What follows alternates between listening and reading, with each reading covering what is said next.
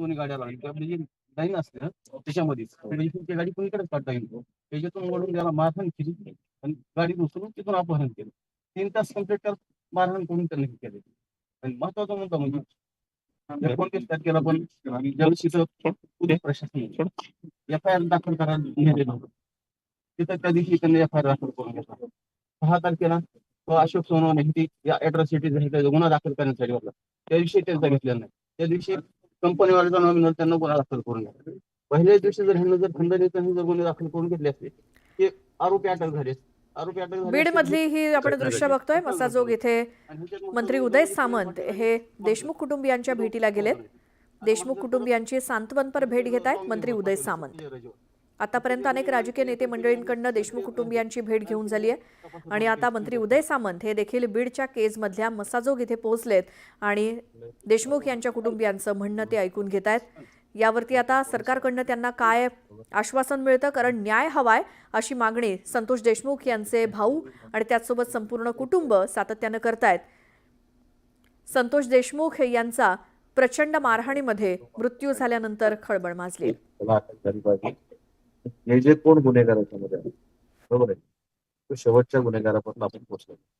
हीच आमची सगळ्यांची 2 गोष्टीसाठी मी इथे आले. तर आता साहेब बोलतो दुसरी महत्वाची गोष्ट की आता सरपंचाने पुढाकार घेऊन ही परिस्थिती 15 वर्ष सरपंच असताना घेतली एखाद्या सरपंचावर येऊ शकते.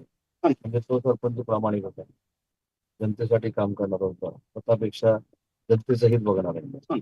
त्याच्या मागे देखील आम्ही उभे राहू, त्याची पण चिंता करू नका. आणि ते उद्या करू, परवा करू, 10 दिवसांना करू असं काही म्हणजे आम्ही चर्चा करून त्याच्यावर आपण मार्ग काढून जाऊ.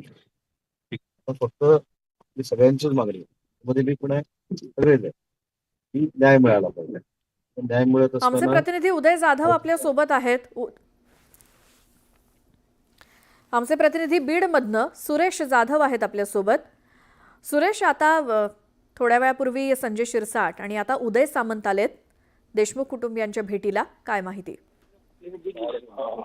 या अगोदर शिवसेनेचे संजय शिरसाट यांनी भेट घेतली होती. आता या देशमुख कुटुंबाची भेट ही उदय सामंत यांच्याकडून घेतली जाते. विशेष म्हणजे उपमुख्यमंत्री एकनाथ शिंदे आहेत यांच्याकडून या संदर्भामध्ये भेट घ्या आणि कुटुंबाची काय वस्तुस्थिती आहे वस्तुस्थिती सांगा, अशा पद्धतीची माहिती देखील आज चौकशी या ठिकाणी घेतली जाणार आहे.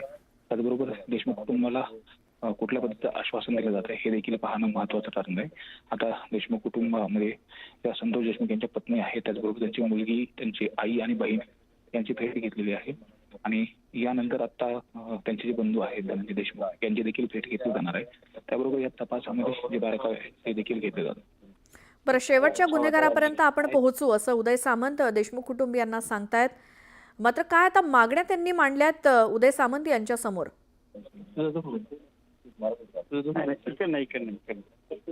सुरेश, आवाज येतोय? हा, बोला. मंत्री उदय सामंत यांनी शेवटच्या गुन्हेगारापर्यंत पोहोचू असं आश्वासन दिलंय. मात्र काय मागण्या त्यांनी ठेवल्या आहेत उदय सामंत यांच्या समोर देशमुख कुटुंबियांनी?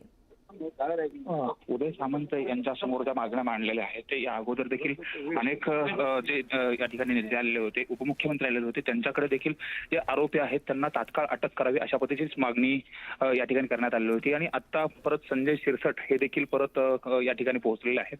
संजय शिरसाट आणि उदय सामंत हे दोघंही या कुटुंबांचं सांत्वन करतात. त्याबरोबर त्यांच्या ज्या काही महत्वाच्या मागण्या आहेत, आज 15वा दिवस आहे, 15 दिवसानंतरही आरोपी अटक नाही, त्यामुळे आरोपींना तात्काळ अटक करा. त्याबरोबर ज्या पद्धतीने मुख्यमंत्री यांनी निवेदन केलेलं होतं अधिवेशनामध्ये की SIT चौकशी केली जाईल, त्याचबरोबर न्यायालयीन चौकशी आणि CID कडे तपास दिलेला आहे, तर या संदर्भातल्या देखील ज्या मुख्यमंत्री महोदयाकडून ज्या काही सूचना दिलेल्या होत्या तर त्या कुटुंबियांना सांगितल्या जातात. आणि विशेष म्हणजे कुटुंबियाला आश्वासित देखील केलं जातं की न्याय मिळेपर्यंत आणि शेवटचा जो आरोपी आहे त्याला अटक करेपर्यंत सरकार तुमच्या सोबत आहे. त्याचबरोबर आरोपींना जी फाशीची शिक्षा होईपर्यंत सरकार याचा पाठपुरावा करेल असं देखील मगाशी संजय शिरसाट यांनी सांगितलं होतं. आणि आता उदय सामंत देखील त्याच पद्धतीने कुटुंबाला आश्वासित करतात. जी घडलेली घटना आहे ती दुर्दैवी आहे. 15 वर्ष ज्यांनी सरपंच म्हणून काम पाहिलं होतं त्यांचं लोकप्रियता आणि या सगळ्या गोष्टी पाहूनच आता ज्या पद्धतीने ही दुर्दैवी घटना घडलेली आहे त्या घटनेमध्ये न्याय कसा मिळेल यासाठी सरकार पूर्णतः पाठीशी राहील आणि न्याय मिळवून देण्यासाठी प्रयत्न करेल अशा पद्धतीने देखील शब्द दिला जातो. सुरेश, धन्यवाद या सगळ्या माहितीसाठी. एक छोटासा ब्रेक घेऊन आपण लगेच परत येऊयात.